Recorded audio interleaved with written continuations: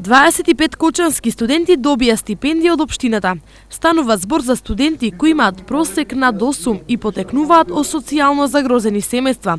Во периодот што следи тие ќе добиваат по 2500 денари месечно од општината. И оваа година продолжуваме со традицијата, 6-та година поред, за доделување на стипендии на нашите сограѓани, на учениците, односно студентите кои што ги исполнуваат критериумите во однос на успехот, во однос на социјалната положба и во однос на приоритетите кои што ги одредивме за оние дефицитарни кадри. За студентите, ова е од повеќе од добро надополнување на тенкиот студентски буџет. Па за мене некои покривање на некои трошици за добро искористување, за рационално искористување на парите. Па да, секако и за партиципација, за патување, за тие работи, така да ќе заврши добра работа.